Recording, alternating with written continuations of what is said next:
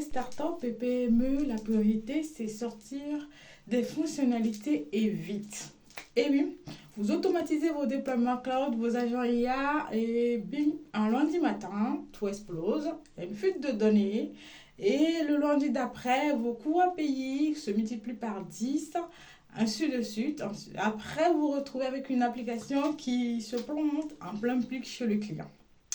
La cause, ce n'est pas votre code, car c'est vraiment l'absence des garde-fous avant le putsch en prod. Et oui, on pense souvent que les grandes entreprises, ils aiment tellement la bureaucratie, ils ont tellement de sous pour pouvoir engager toute une multitude d'équipes de qualité, une équipe de vérification avant la mise en prod, des équipes pour s'occuper du rang, n'a pas, du s'occuper du bulletin pas. Du coup, ça fait de lourds process bureaucratiques et ensuite on se dit, bah, c'est parce qu'ils ont les moyens qu'ils le font. C'est faux, les amis. Cela devient un handicap quand tous ces process, ces checklists qui sont mis en place par ces différentes équipes ne sont pas conçus de manière orientée business. Qu'est-ce que je veux dire par là? On le découvrira dans la suite de la vidéo. Bienvenue sur la chaîne Cloud Service Déploie, la chaîne où on vous parle du cloud de demain, de l'IA, de l'automatisation, des enjeux technologiques, bien sûr, et des sujets sans tabou. Et oui les amis, c'est vrai que quand on est dans une start-up et une PME, on n'a pas forcément toute une multitude d'équipes, mais cela ne justifie pas l'absence de garde-fous. Je ne saurais dire, avec toute mon expérience, plus de 12 ans en IT et 7 ans dans la mise en place, le déploiement, la conception des projets complexes, notamment de cloud de l'IA, de l'automatisation des processus. J'ai vu plein de scénarios, on va dire, des issues inimaginables qu'on ne peut pas rêver, ne serait-ce que rêver voir en prod, mais qui arrivent à cause du fait qu'on n'a pas mis ou on n'a pas pu penser, vérifier le travail qui est livré. Surtout quand vous êtes une PME, vous travaillez avec comment on appelle, des fournisseurs, c'est-à-dire c'est des sociétés qui délivrent des solutions qui vont vous permettre de, par exemple, construire une infrastructure ou de raccorder vos solutions à une API ou si vous êtes une PME, là vous êtes un peu plus, on va dire, en pleine croissance, qui va vous aider à pouvoir aller déployer vos solutions en les connectant avec des interfaces API, à aller chercher un part de marché assez volumineux. Vous allez vite vous allez vite vous confronter à ce genre de problématique. Oui, les amis. Pour une PME, un bug critique, une faille de sécurité n'est pas juste un inconfort, malheureusement. C'est une perte de clients, c'est un trou dans la raquette. C'est un client qui n'est plus là pour remplir la trésorerie et qui n'est plus là pour profiter de vos merveilleux services. Donc, c'est très important le sujet qu'on va aborder et qui va vous aider, bien sûr, à ne plus faire ces erreurs qui pénalisent la mise en prod au sein de votre entreprise. Et pour éviter ces catastrophes, j'ai mis en place une checklist. Vous allez me dire une checklist. Oui. La différence ici, c'est que cette checklist est conçue de manière actionnable, bien définie, intelligent et orientée business. On n'est pas là juste pour mettre une checklist qui va vous tirer les balles dans les pieds, c'est-à-dire qui va devenir un process administratif qui va durer sur 3 à 6 mois pour faire une seule mise en prod. Dans ce cas-là, vous perdez votre capacité de compétitivité sur le marché. Ce n'est pas l'objectif. Pardon. Ce n'est pas l'objectif. Ce qu'on est en train on va dire, ce sur quoi je tire votre attention ou ce sur quoi je mets l'accent ici, c'est que ce contenu de la checklist, c'est une vraie valeur ajoutée. On va dire, c'est la clé qu'utilisent la plupart des meilleurs de la tech pour, c'est-à-dire ne pas se retrouver avec une industrialisation qui est plus rapide que le fait de, c'est-à-dire vérifier, s'assurer qu'on livre la bonne chose. Oui, oui, oui. Le challenge, bien sûr, du fait qu'on a une technologie qui avance très, très vite, on a une technologie qui évolue très, très rapidement, c'est qu'on est plus sûr de ce qu'on livre parce qu'on peut livrer rapidement, donc on se met à tout automatiser, on se met à tout industrialiser, ce qui n'est pas d'ailleurs une si mauvaise approche. Mais là où l'erreur, ou là où ça fait mal, c'est lorsqu'on ne vérifie plus ce qui est livré, la qualité, la sécurité de ce qui est livré. Et c'est là qu'intervient mon checklist que j'ai mis en place et dont vous pouvez en bénéficier si vous décidez d'obtenir maintenant mon kit de programme manager IA et cloud. Qu'est-ce qui est concrètement dans cette checklist? Vous allez me poser la question, Miss Madame l'Espère Claudia. Oui, oui, oui. Très bonne question, les amis. Très bonne question. Je dirais qu'elle est très, très bien légitime. La première, c'est une matrice de flux et de pare-feu. C'est-à-dire qu'on va s'assurer de valider précisément qui communique avec quoi. Les ports HTTPS, les bases de données, tous les composants qui communiquent entre eux, on va s'assurer avec, bien sûr, des outils qui vont être déjà installés au sein de votre infrastructure ou au sein de votre entreprise qui va vous permettre de pouvoir aller récupérer ces matrices de flux et que derrière, il y aura des responsables réseau, des ingénieurs réseau qui vont s'assurer que ces flux ont été bien faits dans les règles de l'art et qu'il n'y a pas on va dire, open bar où chacun se sert servi comme il veut. Donc, la première étape, ou sinon le premier livrable que ce checklist va vous permettre de faire, c'est de valider des flux et les pare-feux qui ont été mis en place au sein de votre projet IA Cloud ou au projet de conception d'agents IA. Une fois qu'on aura terminé ce point, on va s'attaquer au deuxième point qui va être le chiffrement et moindre privilège. Oui, oui, oui. Pour la petite histoire, ah bah oui, il y a toujours une histoire à dire.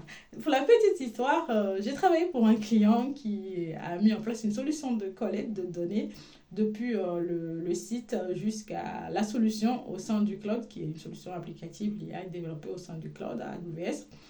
Et je ne vous dirai pas le nombre de dingueries que j'ai découvert. Je me dis, mais les fournisseurs de solutions, vraiment, s'il n'y a aucune équipe ou pas de coordinateur technique pour surveiller le livrable, ils se permettent tout et n'importe quoi.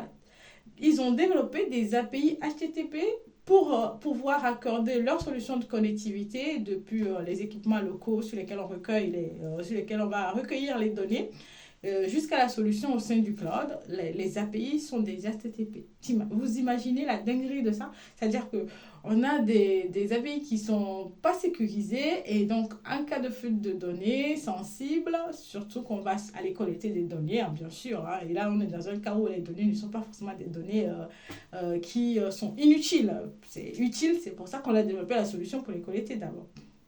Et on se retrouve avec une entreprise qui met en place des solutions de connectivité basées sur des API HTTP et qui ont fonctionné plus de 1 à 2 ans sans entreprise sans qu'aucune équipe ne soit alertée, principalement l'équipe de sécurité. Et c'est ça les dingueries auxquelles vous allez faire face si vous ne mettez pas en place des checklists qui fonctionnent sous forme de vérification automatisée et qui vous permettent de savoir concrètement si vos API sont sécurisées, si les clés IAM utilisées sont bien des clés qui ont été bien configurées dans les règles de l'art aussi, bien sûr, et imposer le TLS au moins à minima 1.2 ou 1.3 pour tous les composants qui discutent au sein de votre infrastructure qui vous sera livrée ou de votre solution qui sera livrée.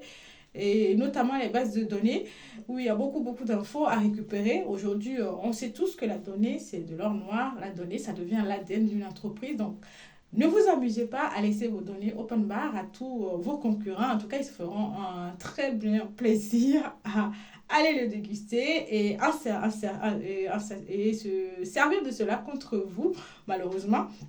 Et ça, c'est pas ce qu'on recherche. En tout cas, sur cette chaîne, ce n'est pas ce qu'on veut pour vous. C'est d'ailleurs pour ça que je fais cette émission, pour vous mettre pour vous sensibiliser sur cette problématique qui revient la plupart du temps, et c'est normal, quand vous êtes une start-up, un PME, vous êtes en pleine construction, vous n'avez pas forcément les moyens d'avoir toutes les équipes qu'il faut, mais assurez-vous quand même d'avoir le minimum pour ne pas aller travailler dans le vide, c'est-à-dire que vous allez faire proposer une bonne solution qui va bien marcher avec un marché qui sera très très content de ce que vous avez livré, mais à la fin vous vous retrouvez dans un vide total parce que la solution n'est pas assez sécurisée et que vos clients ont perdu en termes de, on va dire, image, en termes de coûts pour sécuriser la solution, ils ne s'y retrouvent pas et s'il y a des données qui fuitent en plus, ils vont vous dire adieu, bye bye quoi. Ils vont vous laisser malheureusement au sein de cette aventure en cours de chemin et ce n'est pas l'idéal, ce n'est pas ce que vous recherchez. Donc il faut faire les choses correctement les amis. Et le troisième point, c'est la traçabilité et les logs. C'est-à-dire que on va aller connecter les audits pour savoir exactement ce qui se passe sur vos environnements. Il faut le faire, c'est important parce que si vous n'avez pas de traçabilité de log, toutes les actions qui seront faites, même en cas d'incident, vous ne pourrez pas retracer ces actions pour aller corriger ce qui ne va pas ou mettre en place, bien sûr, des procédés ou des processus pour aller rapidement aller résoudre ces genres de problématiques qui vont arriver très très fréquemment pour vos clients et qui va laisser une arrière-goût amer pour l'expérience utilisateur. Et une fois qu'on a bien validé ce point également, avec les équipes concernées, si vous n'avez pas encore vu ma vidéo dans laquelle je vous explique comment cette checklist fonctionne, où j'ai bien détaillé sur chaque partie les informations, j'ai même donné des exemples les amis, oui. J'ai donné des exemples qui vous permettraient de voir exactement à quoi correspond chaque partie si on fait la vérification au sein des équipes. Donc, c'est très important d'aller voir, d'aller en tout cas, refaire ce bilan santé pour votre solution que vous avez développée si vous êtes une startup, vous êtes une PME. Et le quatrième point, c'est le scan automatisé et la vulnérabilité. Oui, il faudrait prendre le temps de détecter les failles logicielles avant les utilisateurs. C'est l'idéal, les amis. Il ne faut pas attendre que les utilisateurs se plaignent et que les utilisateurs se font anarquer ou quand on a les données qui sont sensibles exposées sur le net avant de commencer par faire des audits, des scans de vulnérabilité. Moi, j'ai un client qui a bien reçu cet exercice. Avant chaque mise en prod, on avait l'obligation de scanner l'image qui a été livrée en CID, pouvoir bien scanner l'image, bien vérifier qu'il n'y a aucune vulnérabilité qui est cachée dans l'image de l'application déployée en prod et avec le tampon de la sécurité qui met bien que tout est en règle avant de passer en prod. Et ça, c'est le meilleur scénario, les amis. Donc, assurez-vous que il y a des scans automatisés à minima et des vulnérabilités pour pouvoir, avant de faire chaque mise en prod, ça vous évitera plein de soucis et plein de migraines, que ce soit du côté de vos clients et de votre côté aussi. Je dirais que c'est vrai qu'on a toujours vu la checklist comme souvent, il y en a qui, surtout dans les grosses boîtes, qui en ont fait des processus très lourds, qui fait que des fois la mise en prod peut prendre de 3 à 6 mois. Mais si vous arrivez à centraliser votre checklist sur ces 4 points que j'ai énumérés, que je vais d'ailleurs avoir l'aimabilité de vous le répéter, les matrices de flux et par feu, le chiffrement et moins de privilèges, la traçabilité et les logs, le scan automatisé et les vulnérabilités, bien sûr, que j'appelle les vulnes. Si vous arrivez à centraliser votre checklist avant cela, je vous assure que ce process ne prendra même pas 3 jours pour que chaque équipe livre sa partie et que chacun signe et atteste que c'est bien fait avant de faire une mise en prod. Ce qui vous permet de garder votre vélocité en termes de déploiement et de sortir bien sûr de nouvelles fonctionnalités dont on aura l'occasion ou le plaisir d'en profiter chaque 2 semaines si vous voulez, chaque mois, chacun y va selon son rythme. Qu'est-ce que vous avez pensé chez vous, en tout cas dans votre entreprise, dans votre environnement? Qu'avez-vous mis en place comme des garde-fous? Aujourd'hui, je dirais que pour les IA, le boulot est assez bien avancé concernant les checklists parce qu'aujourd'hui, avec les agents IA Cloud, on a des agents d'observabilité au sein de, par exemple, la solution AWS Bedrock qui vous permet aujourd'hui de pouvoir aller surveiller directement. Donc, ça ne va pas vous prendre le temps de mettre tout cela en place et vous avez la possibilité aussi également de créer des agents qui sont bien configurés en fonction de vos besoins pour observer ce que vous avez mis en place, ce qui vous permet de pouvoir aller surveiller, de pouvoir aller collecter les informations, les logs, tout ce qu'il faut avant de mettre en prod votre solution de manière définitive. Et c'est très important, les amis. Donc, ces garde-fous, on veut aller vite, c'est vrai, mais ça ne sert à rien d'aller vite dans le vide. C'est-à-dire que vous faites tout bien, rapidement, on déploie des agents, des solutions en 1 heure, et ensuite on se retrouve à passer une semaine à régler les incidents prod. Franchement, je ne dirais pas c'est un gain. Je ne sais pas si, qu'est-ce que vous en pensez d'ailleurs concernant cette manière de fonctionner. Et si c'est le cas au sein de votre entreprise, prenez le temps de mettre en place cette checklist. Ça vous fera un bien fou. Et vous allez pouvoir profiter de vos week-ends, dormir avec vos 2 yeux fermés, sans forcément attendre la notification Teams qui va vous dire qu'il y a encore un incident en prod. Donc, ça vous permet de dormir sur vos 2 oreilles et en qualité, sans forcément vous inquiéter de ce qui se passe en prod, même le week-end, les amis. Dites-moi ce que vous avez pensé et qu'est-ce que vous avez mis en place, vous, dans votre environnement face à cette industrialisation, cette automatisation qui s'accélère de plus en plus. Quels sont les garde-fous que vous avez mis en place? Partagez-les avec nous et comment vous avez vécu l'expérience de fait de n'avoir aucun garde-fou et de passer à mettre en place les bonnes choses, à mettre en place les bons garde-fous et avoir une prod un peu plus apaisée. Comment vous avez vécu cette transition? Ça serait intéressant d'en savoir un peu plus, les amis, en tout cas.